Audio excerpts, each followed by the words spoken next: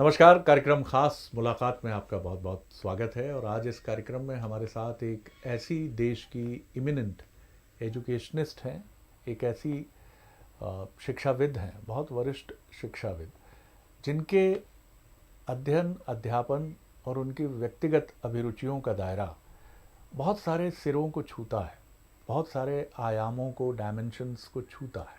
जो उनका वर्तमान दायित्व है वो मध्य प्रदेश से जुड़ा है, और ये मध्य प्रदेश के लिए गौरव की बात है कि वो मध्य प्रदेश के सांची बौद्ध भारतीय ज्ञान अध्यात्म विश्वविद्यालय की कुलपति के तौर पर अपने दायित्व को निभा रही हैं। ये बातचीत का मैं बहुत स्वागत करता हूं डॉक्टर नीरजा अरुण गुप्ता जी का। प्रणाम करता हूं। नमस्ते, आपको बहुत धन्यवाद जी। आपने ये अवसर दिया। जी नीरजा जी, सबसे पहले मैं थोड़ा सा, चूँकि हम सब आपको जानना भी चाहते हैं, आपके व्यक्तित्व को, तो एक यात्रा जो शुरू होती है कि आपके पिताजी सेना में रहे, तो एक अनुशासन, एक परिवार में भी एक अनुशासन आता है। और वो जिस पीढ़ी के सैन्य अधिकारी रहे उस समय, तो और इन सारी चीज़ों का बोलबाला था। आज भी भारतीय सेना उसी तरह आगे बढ़ रही है।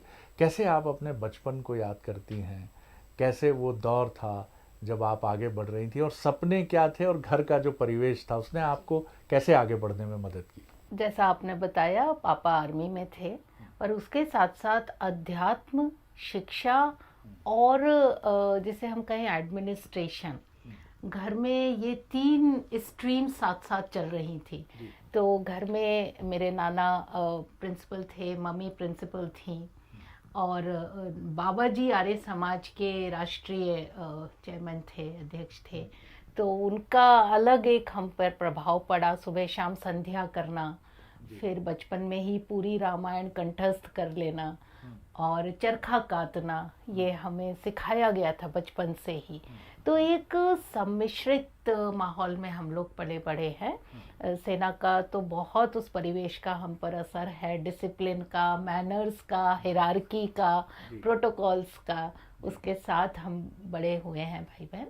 और शिक्षा के बहुत बड़े महत्व को समझते हुए हम लोग करे आगे बढ़े हैं। सामान्य मिडिल क्लास परिवार जैसे होते हैं, ऐसे ही हम लोग छोटे छोटे शहरों से, बिजनौर, बदायूं, मेरठ से होते हुए ये यात्रा हमने आरंभ की।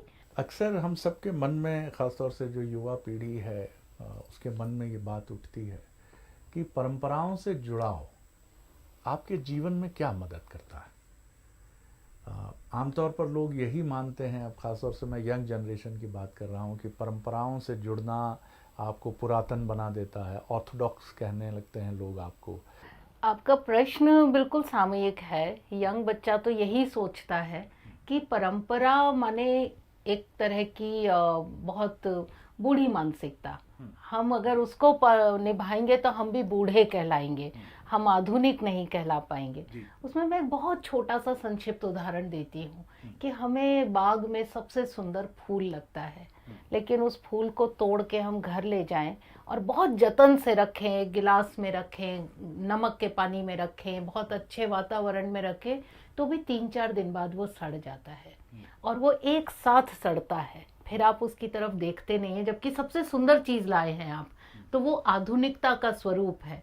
लेकिन वही फूल अगर जड़ से जुड़ा रहे, आप रोज उस बाग में जाइए, वो पत्ती पत्ती मुरझाता, मुरझाएगा कभी नहीं, पत्ती पत्ती ढलता है। तो उसकी जो वो चमक है, सुगंध है, रंग है, वो तो बनी ही रहती है। क्यों? क्योंकि वो जड़ से जुड़ा है। जड़ परंपराएं हैं, जड़ हमारा वो विश्वास है जिसके बल पर भारतीय संस्कृति आज भी जुड़ी हुई है, आज भी बनी हुई है। इसीलिए इसे सनातन कहते हैं। जैसे एक पौधा सनातन है, उसके फूल आते हैं जाते हैं, वही हमारी संस्कृति है। तो ये समझना बड़ा आवश्यक है। जब आप आधुनिक शिक्षा में प्रवेश करते हैं, अंतर्राष्ट्रीय मंचों पर बोलने जाते हैं, भारत को रिप्रेजेंट करते हैं, गुजरात जैसे एक वाइब्रेंट स्टेट में आप कर्मभूमि बनाते हैं, वहाँ विदेशी विद्यार्थियों को लेकर आते हैं, तब यह आधुनिक पुरातन का द्वंद्व क्या आपकी निगाह में और स्पष्ट होता है, या कहीं कुछ कॉन्फ्लिक्ट्स भी होते हैं? नहीं, द्वंद्व हमें नहीं हुए, पर्सनली नहीं हुए कभी। बहुत सारे ऐसे मौके थे जहाँ हो सकते थे। जैसे कि मैंने एक विषय चुना अंग्रेजी, और मैं विश्वास रखती थी संस्कृत में, लेकिन उसके बावजूद अंग्रेज़ी चुना। तो कई बार हमें लगता था शायद हम उतनी अच्छी अंग्रेज़ी नहीं बोल पा रहे जितना कॉन्वेंट एजुकेटेड बोलते हैं। हम लोग तो हिंदी मीडियम में पढ़े हुए हैं या आर्मी स्कूल्स में पढ़े हुए हैं। तो वो जैसे ही द्वंद्व का क्षण आता था, कोई और योग्यता उसके ऊपर भारी पड़ जाती थी और वो सामने वाले को ये बता देती थी कि ये काम आपको नहीं आता, भले ही आपको अंग्रेज़ी बोलनी आती है। तो कहीं ना कहीं उन चीज़ों से अपने आप की शक्ति को देखते हुए हम आगे बढ़ते रहे। और आज तो बिल्कुल द्वंद्व नहीं है मन में कि हमने भारतीयता का मन में चुनाव कर कर कहीं कोई ऐसा विषय तो नहीं ले लिया कि लोग हमें हेय दृष्टि से देखें। विश्व भर में हम जाते हैं, बहुत सारे देशों की 50 देशों की लगभग यात्राएं की हैं। हमेशा साड़ी पहन के अपने भारतीय परिवेश में आप बल्कि लोगों को और सुंदर लगता है, उनको आकर्षण उसमें दिखता है। लेकिन उसके साथ अगर हम ये भी देखें कि आधुनिक होना भी कोई खराब बात नहीं है। आधुनिक होते होते जब हम परंपरा निभाते हैं, वो अपने आप में एक साक्षात्कार है खुद से। विदेशी विद्यार्थियों का गुजरात आना, कैसे ये विचार मन में आया? आसान नहीं होगा। वो दौर ऐसा था जब ऑस्ट्रेलिया, न्यूजीलैंड जैसे देश अपने कंसुलेट्स को ये दायित्व दे रहे थे कि भारतीय विद्यार्थियों को हमारे देश लाया जाए। नॉर्मली कंसुलेट्स को आप एडवाइजर्स नहीं बनाते, इन देशों ने बनाया और उनके बड़े सारे कैंप्स बड़े बड़े शहरों में लगने लगे। हमारे ही बच्चे ऑस्ट्रेलिया और फिजी और न्यूजीलैंड जाने लगे और एक नई डिग्री आई हमारे जीवन में जिसे हम जानते हैं बीबीए। बीबीए कभी भारत का हिस्सा नहीं था, वो ऑस्ट्रेलिया का और न्यूजीलैंड का हिस्सा था, पर क्योंकि वहाँ पढ़ाया जा रहा था इसलिए यहाँ के भी वहाँ विद्यालयों ने उसे खोलना शुरू कर दिया। यहाँ से शुरू हुआ कि ये अगर हमारे बच्चे वहाँ जा रहे हैं तो बाहर के भी हमारे यहाँ आने चाहिए। उसके पैरेलल डिग्रीज़ हमने क्रिएट कर दी। डिग्रीज़ क्रिएट की तो हमें लगा कि जो रेवेन्यू हमारा, क्योंकि ये लगभग 20 साल पहले भारत का बहुत सारा रेवेन्यू तब से ज़्यादा बाहर जाने लगा है। हमारे बच्चे जो पढ़ने जाते हैं, नेचुरली उनका फीस, उनका रहना, उनके पैसे जो खर्च होते हैं, उतना रेवेन्यू भारत से जाता है, तो उतना आना चाहिए। तो वो आना कैसे चाहिए? तो वो नेचुरली जब विद्यार्थी आएंगे तो ही आएगा। तो उस सेंस में हमने ये प्रयोग शुरू किया। 2006 में पूरे गुजरात में एक भी विदेशी विद्यार्थी नहीं था। तो हमने भारत की जो जिसे कहें पोटेंशियलिटी है, जैसे फिल्म बहुत पॉपुलर्स हैं यहाँ, परिधान बड़े पॉपुलर हैं, गांधी बहुत पॉपुलर हैं, यहाँ की रंगोली और गीत संगीत लोक परंपराएं पॉपुलर हैं। इस पर हमने गुजरात विश्वविद्यालय में छोटे छोटे कैप्सूल प्रोग्राम बनाए। कोई 2 हफ्ते का, कोई 3 हफ्ते का, तो समर कैंप्स लगाने शुरू किए। सेमेस्टर इन इंडिया प्रोग्राम पहली बार गुजरात में हमने शुरू किया। उसके क्रेडिट ट्रांसफ़र पॉलिसीज़ अप्रूव करा के वो पूरा उनका सिलेबस का हिस्सा, करिकुलम का हिस्सा बनाकर वो 2-3 देशों में हमने प्रेजेंटेशंस दिए।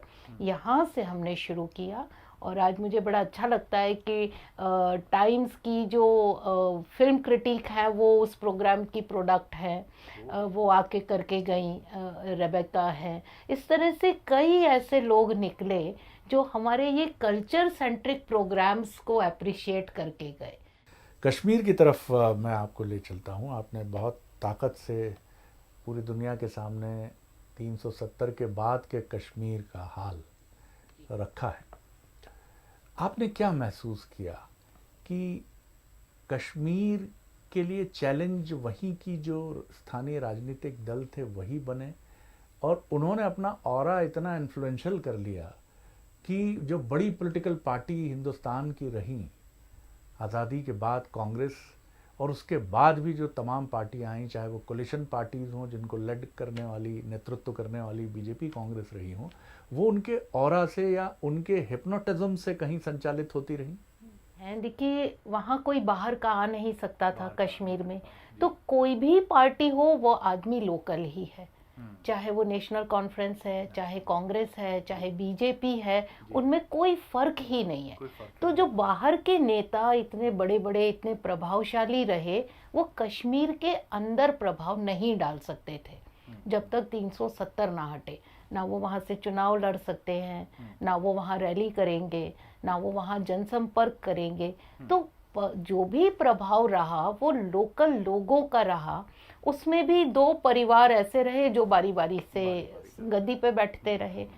वहाँ कोई मैं इस पार्टी का हूँ ये कहने वाला नहीं है, मैं किस सोच का हूँ ये ज़्यादा ज़रूरी है जी। तो। और एक जो बांटा कश्मीर को सबसे ज़्यादा, वो उर्दू वहाँ की राज्य भाषा कर दी गई, इसलिए वो बंट गई क्योंकि ब्यूरोक्रेट सब उर्दू में लिख पढ़ रहे थे। ना आम जनता, ना नेता जिनको उर्दू नहीं आती, वो सरकार से कटे हुए थे। तो सरकार से जब आप पूरे कट जाएंगे तो 70 सालों में कटते कटते हम यहाँ आ गए कि कश्मीर का बच्चा अगर उसे मेन स्ट्रीम में आना है तो उसे कश्मीर से बाहर आके पढ़ाई करनी है। कश्मीर में रहते हुए वो IAS, IPS या कश्मीर राज्य सर्विसेज में बहुत कम जा पाएगा, क्योंकि वहाँ की भाषाएं शेड्यूल लिस्ट में नहीं आएंगी। आपको आश्चर्य होगा, कश्मीर में 62 लिविंग भाषाएं हैं और 62 भाषाओं में बड़ा भारी अनुपात है जो बड़े संख्या में लोग बोलते हैं, मगर वो भाषाएं भारत की ना शेड्यूल लिस्ट में है ना नॉन शेड्यूल लिस्ट में है। और लिस्ट में होना इसलिए आवश्यक है भाषा का कि जो भाषाएं लिस्ट में होती हैं उन्हीं में भाषा में क्वेश्चन पेपर्स आते हैं भारत के एग्जाम के। बोलियां या भाषाएं घाटी और गैर घाटी की हैं? सारी लद्दाख, जम्मू और कश्मीर 3 रीजन हैं, तीनों को मिला के 62 भाषाएं हैं। और एक भी लिस्टेड और जो लिस्टेड है वो डोगरी, कश्मीरी और बस 2 ही हैं। तो जब वहाँ के लोकल बच्चे की भाषा लिस्टेड नहीं है तो IAS है, IPS है, नीट है, बड़े बड़े जितने भी हमारे राष्ट्रीय स्तर के एग्ज़ाम हैं वहाँ का बच्चा कैसे देगा? उसकी भाषा में परीक्षा नहीं है। तो जिस भाषा में परीक्षा हो रही है वो भाषा सीखने के लिए उसे राज्य से बाहर आना होगा। सब आ नहीं सकते हैं, इसलिए वो राज्य धीरे धीरे धीरे युवाओं से कटता चला गया। क्या आपको लगता है कि एक सही वक्त है एक एजुकेशनिस्ट के नाते भी, हालांकि ये सरकार का कॉल है, लेकिन हमें हमारे पास एक ऐसा मंत्रालय होना चाहिए जो इन तमाम विषयों को बहुत केयरफुली डील करे और इसमें भूमिका आप जैसे लोगों की हो, जो एजुकेशनिस्ट हों, जो सोशल कैटलिस्ट हों, जो सामाजिक परिवर्तन के वाहक बने, क्योंकि आपकी बॉडी लैंग्वेज और एक राजनेता की या एक ब्यूरोक्रेट की बॉडी लैंग्वेज में बहुत अंतर होता है। जी, शुरू हो गए हैं कदम। UGC ने अभी 1 महीना हुए एक नई पोस्ट निकाली है, प्रोफेसर इन प्रैक्टिस, यानी जो प्रैक्टिस कर रहे हैं, चाहे वो ब्यूरोक्रेट हों, सेना के अधिकारी हों, कोई राजनेता हों या किसी भी परंपरागत कला के माहिर हों या कोई ऐसी चीज़ से जुड़े हों जो एजुकेशनल संस्थानों में हमें नहीं दिखता या हमारे उसके स्ट्रक्चर में नहीं आता, तो हम उसको सीधे सीधे 3 साल के लिए अपने कैंपस में प्रोफेसर इन प्रैक्टिस करके उनको नियुक्ति दे सकते हैं। अब जो बात आपने कही, देखिए पूरा एकेडमिक जगत सेमिनार, कॉन्फ्रेंसेस, वर्कशॉप से भरा पड़ा है, तो क्यों हम समाज के उन मुद्दों पे बात नहीं करते या उन विषयों पर ये कॉन्फ्रेंसेस नहीं करते जिसके पाथेय स्वरूप उनका निराकरण हो या उनका हम समाज ही है, हम अलग नहीं हैं, तो अलग मंत्रालय क्यों? हम ही हैं जो एक सोच को डाइवर्ट कर सकते हैं। सबसे ज़्यादा यंग माइंड हमारे पास आता है, तो क्या ये हमारा नैतिक दायित्व नहीं है कि हम सिलेबस ही ऐसा बनाएं जिसमें जाने अनजाने वो सब बातें आ जाए जिनके लिए हम अलग से कोई एक मशीन बनाने की कोशिश कर रहे हैं। हमारे जो कैंपसेस हैं वो लेबोरेटरी हैं जिसमें देश टेस्ट होता है, मैं ऐसा मानती हूँ। देखिए, हम कहते हैं यूनिटी इन डाइवर्सिटी, ये ऐसा नहीं है, हम डाइवर्सिफाइड हैं इसलिए यूनिफाइड है। इतनी डाइवर्सिटी है कि आप वो यूनिटी को अपने आप वर्ण कर लेते हैं कि इतना सब है तो इसमें से इतना साथ लेकर चलते हैं। तो हमारे कैंपस अगर हम सब स्वयं ही इस नैतिकता के आगे आगे चले, मुझे कोई डाउट नहीं लगता कि हमारे यहाँ जो ये प्रश्न आ रहे हैं, और ये प्रश्न गांव से नहीं आ रहे, ये प्रश्न शहर से आ रहे हैं। ये जो आइडेंटिटी क्राइसिस है, नैरेटिव बिल्डिंग है, ये कहीं ना कहीं अर्बन कल्चर का जो कहीं एक संक्रमण से निकल रहा है, वहाँ का परिणाम है। क्या आपको लगता है कि 90 के दशक के बाद जब हम पर उदारीकरण का एक दबाव भी था और हमने बहुत बखूबी उसको अडॉप्ट करके हम आगे बढ़े, यही हमारी यूनिवर्सिटीज़ के सामने जो चैलेंज था, क्यों आज हमारे पास जयप्रकाश नारायण नहीं है, क्यों हमारे पास विनोबा भावे नहीं है, क्यों हमारे पास बाबा आमटे नहीं है, जो समाज में परिवर्तन का वाहक, और उनका चेहरा ऐसा था कि कश्मीर से कन्याकुमारी तक लोग भरोसा करते थे और वो सरकार के मैसेजेस भी जो बहुत पवित्र होते थे, जेन्युइन होते थे, उनको मासेस तक ले जा सकते थे। विनोबा भावे चंबल में कहते थे तो डकैत हथियार रख देते थे, गोदान के लिए कहते थे, जेपी तो एक क्रांति के वाहक ही बने। तो इससे शैक्षणिक तंत्र को आप कैसे जोड़ कर देखती हैं? इतना बढ़िया क्वेश्चन आएगा ये मुझे उम्मीद नहीं थी, क्योंकि ये बहुत बहुत इंटेलिजेंट क्वेश्चन है। देखिए, उदारीकरण ने बहुत सारे चेंजेस समाज में लाए। उसमें जो सबसे बड़ा चेंज लाए वो अमेरिकन मटेरियलिज्म का ले आए जी। ये जो मटेरियलिज्म था, अब इसमें प्राइवेट संस्थान खुलने लगे। प्राइवेट संस्थान का आप जिन दिनों एडमिशन होता है, एक दौरा करके आइए, पहले ही दिन एक बैनर लगा होता है, 100% जॉब प्लेसमेंट। जिस बच्चे को आपने अभी एडमिशन भी नहीं दिया, आप 100% जॉब प्लेसमेंट की गारंटी दे रहे हैं। तो आप क्या कर रहे हैं? आप शिक्षा को ज्ञान से नहीं, आप शिक्षा को रोजगार से जोड़ रहे हैं। और रोजगार मेरे हिसाब से, मैं कई मंचों पर भी बोलती हूँ, बस 5 बिंदु हैं शिक्षा के, 1 2 3 4 5। 1 डिग्री, 2 बच्चे, 3 कमरों का मकान, 4 पहियों की गाड़ी और 5 शून्य की तनख्वाह। ये हमने सिमटा दिया शिक्षा को। बिल्कुल ठीक। जब हमारे पास ज्ञान नहीं है तो वो सारे कैंपस क्यों ज्ञानियों की बात सुनेंगे? उनको वो टाइम वेस्ट लगने लगा। जयप्रकाश नारायण जी हों, मुझे याद है मैं 10th में पढ़ती थी और जेपी जी के आह्वान पे 1977 में हमने अपने नाम से सरनेम हटा दिया था। हम खाली नीरजा के नाम से जाने जाते थे, और अभी तक ये पिछले, मुझे लग रहा है 10 साल पहले मैंने वापस गुप्ता लगाया किसी और कारण से, नहीं तो नीरजा अरुण के नाम से शादी के बाद में भी। तो एक क्लास विहीन सोसाइटी, जेपी ने कहा तो हम सब ने मानी वो बात, और इस हद तक मानी कि घर में भी लड़ गए कि हम नहीं लगाएंगे सरनेम। पूरा एक युवा वर्ग प्रभावित था। वो तब तक था जब तक उसको ये विश्वास था कि मेरी शिक्षा मुझे रोजगार दे देगी। मुझे ऐसे संस्थानों में नहीं जाना जो मुझे जल्दी रोजगार दे दें।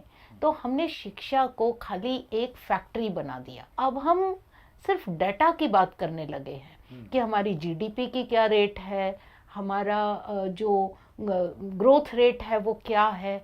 अब हम वो बात नहीं करते इमोशनल कोशेंट कैसा है, हमने कितनी खुशी से त्योहार मनाया। तो हम कहीं ना कहीं उस उदारवाद के परिणाम को इस रूप में भुगत रहे हैं। किस तरह से बड़ी बड़ी निगाहें हैं सबकी, अपनी तरह का फर्स्ट ऑफ इट्स काइंड है ये विश्वविद्यालय, किस तरह से आप आगे बढ़ेंगी? बहुत चैलेंज तो बहुत बड़ा है, लेकिन पूरे विश्व में एकमात्र विश्वविद्यालय है जो बौद्ध भारतीय है।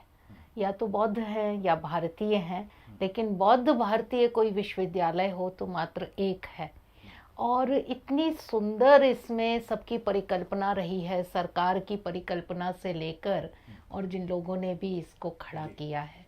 तो अब हमारा जो कर्तव्य है वो ये है कि एक तो हम इसमें इसका जो एक बेसिक प्लेटफॉर्म है उसे बढ़ाएं, ताकि वो खाली गिने चुने सब्जेक्ट्स तक सीमित ना रहे। तो कम लोग आ रहे हैं, छोटे समुदाय में लोग आ रहे हैं, ऐसा हम नहीं कर रहे।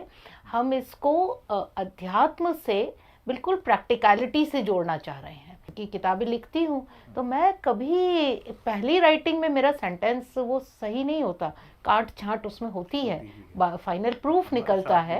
तो ये कैसी अद्भुत ग्रंथ प्रणाली है जो इतनी बेस्ट एडिटेड टेक्स्ट रही है कि हम उसका कॉमा फुल स्टॉप भी चेंज नहीं कर सकते, हम उसके श्लोक की एक लाइन ऊपर नीचे नहीं कर सकते, ना शब्द बढ़ा सकते हैं ना घटा सकते हैं। किसी ने इस पर बैठकर जबरदस्त काम किया है। ये जो टेक्स्ट की परंपरा है हम पहुंचे ही नहीं है वहां तक। चाहे रामायण हो, रामायण तो अब 16वीं शती में लिखी गई, वो तो आंखों देखी बात है। तो कितनी किताबें हमारे यहाँ लिखी गई, अगर मेथोडोलॉजी नहीं है तो ये लिखी कैसे गई। तो हमने पूरा एक डिपार्टमेंट रिसर्च मेथोडोलॉजी का इंडिक वे का खड़ा किया है। फिर कथावाचकों के लिए हम एक स्पेशल वो कैप्सूल बना रहे हैं जिसमें उनको जो चाहिए रिसर्च बेस्ड वो मिले। तो लगभग हर चीज़ को छूते हुए हम कोशिश कर रहे हैं कि अध्यात्म से हम हटे नहीं, लेकिन अध्यात्म में इतनी कलाएं हैं कि उन कलाओं को समेटते हुए हम उसमें ज्ञान आगे बढ़ा सकें। कंक्लूड करूंगा इस प्रश्न के साथ। मन तो कर रहा है आपसे कितने इन विषयों पर बात होती रहे। इस सब कॉन्टिनेंट की अगर मैं बात करूं, दक्षिण एशिया की बात करूं, तो हमारी रूट्स एक हैं। चाहे हम नेपाल की बात करें, बांग्लादेश की बात करें, पाकिस्तान की बात करें, और ये दोनों, इन सब मुल्कों के इंटेलेक्चुअल्स इससे इत्तेफाक रखते हैं और उनके मन में कोई कटुता नहीं है जो सो कॉल्ड अपने अपने इंटरेस्ट के चलते पैदा की जाती है इंटरनेशनल फोर्सेस की तरफ से भी और सियासत से जुड़े लोगों की तरफ से। ऐसा भी आप करने का कुछ प्लान कर रही हैं कि इस एशिया, सब हमारे दक्षिण एशिया के इन मुल्कों के बीच में विश्वविद्यालयों की संवाद की एक सघन प्रणाली हो? बिल्कुल, प्रयास ऑलरेडी शुरू कर दिए हैं। अरे वाह जी, इंटरनेशनल सर्किट बना रहे हैं हम। इंटरनेशनल सर्किट 2-3 चरणों में बन रहा है। एक बुद्धिस्ट सर्किट बन रहा है, एक सनातन सर्किट है और एक इंटेलेक्चुअल सर्किट है। अब जब हम कहते हैं एक विश्वविद्यालय सर्किट बना रहा है तो नेचुरली वो कोई टूरिंग तो होगा नहीं कि आप यहाँ जाइए, ये टूर पैकेज है या वो है। इंटेलेक्चुअल सर्किट जब हम बनाते हैं उसका मेन मुद्दा ही ये होता है कि वो हम बिंदु ढूंढ लें जहाँ इंटेलेक्चुअली हम मीट करते हैं एक दूसरे से, और फिर हम ग्रो कैसे करें। जब तक हम ग्रो नहीं करेंगे तब तक इन सर्किट्स का कोई मतलब नहीं है। तो उसके तीनों चरण जो होते हैं, स्टूडेंट्स, फैकल्टी और एडमिनिस्ट्रेशन, वो तीनों के लिए अलग अलग हमने टूल किट्स डिफाइन किए हैं। स्टूडेंट्स को सबसे ज़्यादा आप तब समझा सकते हैं जब उनको कल्चरली इन्वॉल्व करें। तो मान लीजिए मुझे आपकी भाषा नहीं भी आती पर मुझे कुछ परफॉर्म करना आता है, तो उससे बाकी के सब स्टूडेंट्स कनेक्ट हो जाते हैं। तो स्टूडेंट्स को हमने कल्चरल कनेक्ट में रखा है ताकि वो अपने कला से, अपनी प्रदर्शनी से एक दूसरे से जुड़ सके। जो फैकल्टी हैं उनको हमने इंटेलेक्ट कनेक्ट में रखा है। वहाँ पे वो अपने कॉमन सेमिनार्स करें, कॉमन वर्कशॉप्स करें। सबसे ज़्यादा इम्पॉर्टेंट वर्कशॉप है ताकि उनके भी कुछ उसमें मॉड्यूल्स आए, हमारे भी मॉड्यूल्स आए। और जिस तरह से हमारी संस्कृति फैली है, संस्कृति का जो विस्तार हुआ उसका कारण ही इंटेलेक्चुअल यूनिफिकेशन था। अगर वो नहीं होता तो हमारी संस्कृति इतनी दूर तक जाती ही नहीं। जैसे हम कहते हैं तर्क को शांत करते हैं तो हृदय को भाव मिलते हैं। तो हमने इंटेलेक्चुअल को उस हिसाब से रखा है। तीसरा है एडमिनिस्ट्रेशन। हर चीज़ हो जाती है, रुक जाती है फाइल पे। अगर हम फाइलों को थोड़ा ईज आउट कर दें, तो हमने फाइलों से मतलब यहाँ हमारा फाइनेंशियल ईज से है। हम स्पॉन्सरर्स भी देख रहे हैं, हम कोलैबोरेटर्स भी देख रहे हैं, हम सरकार की तरफ भी देख रहे हैं, लेकिन सरकार से ज़्यादा ये काम समाज का है, तो हम समाज को ज़्यादा इसमें जोड़ रहे हैं। तो अभी हमारे प्रथम चरण में हम वियतनाम तक पहुँचे हैं। तो मुझे लगता है आगे आने वाले 6-7 महीनों में आपको शायद इसका कुछ परिणाम। बिल्कुल, और हम बहुत उम्मीद से आपकी तरफ देखते हैं, इसलिए कि आप उस परंपरा की वाहक हैं जिसको पूरी दुनिया में चेंज का सबसे बड़ा संवाहक है, कम्युनिकेटर है, और परिवर्तन लाने वाला सिर्फ शिक्षक, प्राध्यापक ही है। तो हमारी बहुत उम्मीदें हैं आपसे, आपके विश्वविद्यालय से और आपकी सोच और दृष्टि से, जिसमें कहीं सेल्फ इम्पोजिंग नहीं है, जिसमें एक शाश्वत निरंतरता है, जैसी किसी झरने में होती है कि वो शांत भाव से बहता है और अपने मधुर संगीत से कोई शोर उत्पन्न नहीं करता है। और यही शायद भारतीय सनातन परंपरा का संगीत भी ऐसा ही है। बहुत अच्छा लगा आपसे बात करके, बहुत धन्यवाद। अगली बार एक और ख़ास व्यक्तित्व को लेकर, एक विशिष्ट व्यक्तित्व को लेकर आपसे फिर मुलाकात करेंगे। अनुमति दीजिए। नमस्कार।